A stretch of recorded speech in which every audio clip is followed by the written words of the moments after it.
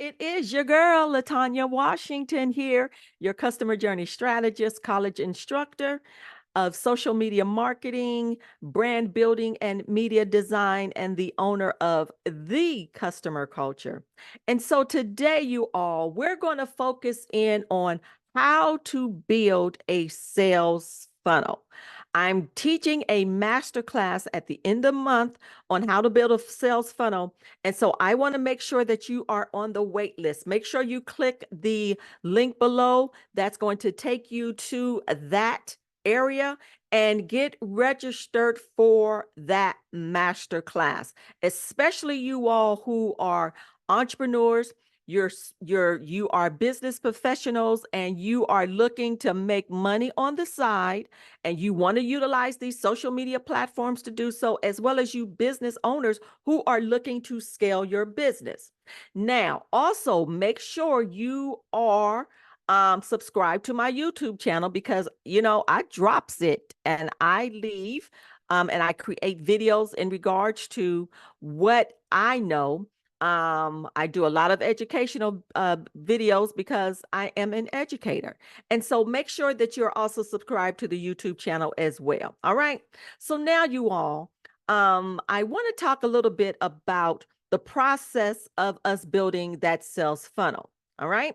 Now, just previously, I talked about the first part of that sales funnel, you all, is that brand awareness. Make sure you go back and look at those nuggets that I provided for you in regards to that, because we have to start out with what I call external triggers to connect to our audience. But you still have to be able to create content or develop what I call content pillars or content buckets, so you're able to connect with the desires or the pain points as well of your particular audience. Because, as I said previously, people are utilizing these platforms for two reasons. One, they are bored and they're trying to find something to talk about or something to do, or they're just simply curious. What is my neighbor doing down the street? What's going on over in Africa?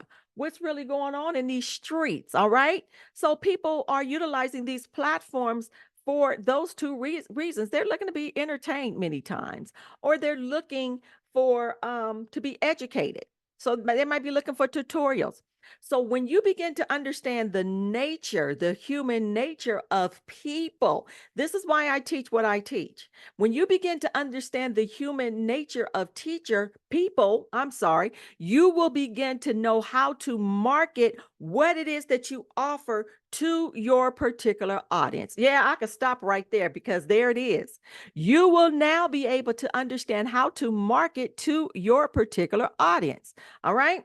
And so now I want to go from that first part, when we talk about that funnel, to that next phase, what people begin to go through, because they start with that brand awareness. That's that external trigger, to where if they are curious enough, or if you have satisfied their level of boredom, what do people then do? They pick up their phones, if they're on that mobile device, if they're on that desktop, and they're going straight to your profile. All right.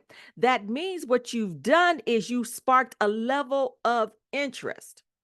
You sparked a level of interest. So now, even in the midst of all of this, my question to you is the microphone on? What is your profile saying? All right.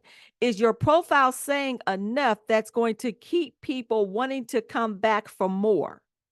Is it saying enough that sparks their interest to say, okay, I wake up in the morning, let me see what John Doe is talking about. When I wake up in the morning, let's see what Jane Doe is talking about. The human nature of people. This is how we begin to operate and how we begin to react. All right. So if you are creating an offer, you're marketing a product, you're looking to market your product, you're looking to market your service to that particular audience, I need to be speaking to the pain point of that audience, or something that they desire. All right. Now, the key thing with this is you can be so entertaining, you can be so exciting that you can still draw people in that may not necessarily want what it is that you have to offer. However, they're just so intrigued by what it is that you say. You could be talking about stuff that's downright controversial. They're going to stay around.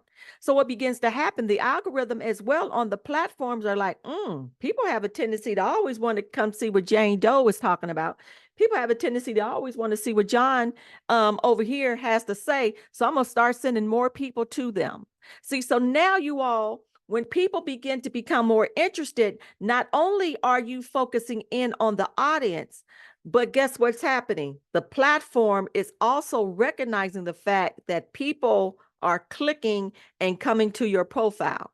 And when that begins to happen, they begin to send more people to your profile. Because say, for instance, you only have 100 people that could be following you right now. Well, basically, the average of 20 people might see what it is that you posted. So therefore, if I'm here to market, I'm here to sell my product, or I'm here to sell a service, or maybe I'm trying to develop a membership, I'm trying to do something like that.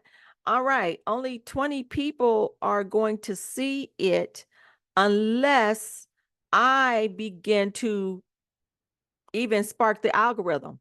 Don't get it twisted. When people say the algorithms don't matter, yeah, they working over there. They are working over there because the whole goal is, remember, they're in competition with everyone else. You got your LinkedIn's, you have your Instagrams, you have your Facebook, you have your Twitch, you have your Discord, you have your TikTok. I can keep going. You have your Clubhouse. So they're in competition to keep as many people on the platform that they can. So if there's something that they see that people have a tendency to click and go to, they're going to send more people to your they're going to send more people to your profile. All right. Because they're competing with other people as well, just like you. All right. And so with that, you all, the whole goal is to spark them from that brand awareness, that external trigger. You have content that you created that brings people on over. Now they're interested in what it is that you're doing, and they begin to see a consistency. Consistency does matter. So for you, even with your content, you still, as I said previously, you want to make sure that you're providing people what they desire or what it is that their need. You're piquing their curiosity, or you're entertaining them because they are downright bored. Now, here's the key, because at the end of the day, remember, we always want to start out in the week and say, what is my goal for the week? Now, I'm only talking to business owners, to entrepreneurs, to business professionals that are also looking to do something on the side, and you want to offer a product or a service to an audience. So we have to know what we're offering, and we have to know who that audience is going to be for, because we want to be able to touch the heartstrings of those individuals. We want to be resourceful. We want to be entertaining. We want to be educational. We want to inspire. All right, because we want them to come back. I'm talking about marketing. I'm not talking about just coming along and posting a post. I'm talking about marketing. So once we spark the interest, you all, what's happening in the minds of people, you all, the perception is that, oh, okay, I'm liking these people are dope. I mean, they good at what they do. They're providing me what I may even be thinking about getting into. Maybe I want to sell a t-shirt. Maybe I want to learn how to create on that Cricut machine and make t-shirts. Maybe I am looking at developing jewelry. Maybe I want to begin to create tutorials. So what's happened is you spark that interest, and what has happened is an internal trigger has taken place. And the more and more you're able to provide them with information that is suitable for what it is that they're desiring or what it is that they're needing, what happens, you all? They start checking for you, because now they have developed a habit. Once again, this is human nature. Now they develop a habit to start checking for you, or they're always searching out for you. Now, here's the key for you. As I always say, when we talk about developing a sales funnel, you still have to, this is also part of your digital journey. So now we've taken people from that external trigger and your brand awareness from the content that you've developed. I've talked about that, how we develop that content, content buckets, content pillars, where we go to begin to create good looking content, our B-roll. Now we've sparked that level of interest. Now what you gonna do? Because guess what? You have to have a flow of traffic. So you can't just provide the information. You also want to be able to have an outlet for people to go to next. How can I build this relationship? Because it won't always take place, you all, on the social media platform. It starts with the platform, but it needs to end with consistent connections, building a consistent relationship. How do I do that?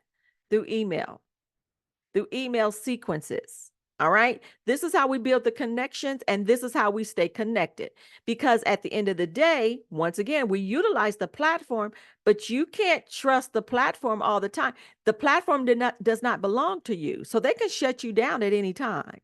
And so we have to get them to the place of feeling comfortable enough where we develop. Next thing is going to be, we're developing our lead magnet. We're going to be doing that lead magnet in the how to build a sales funnel, because it's a necessity. Lead magnets, tripwires, emails, all these things are a necessity in order for your business to grow, in order for you to have consistent customers coming through the door.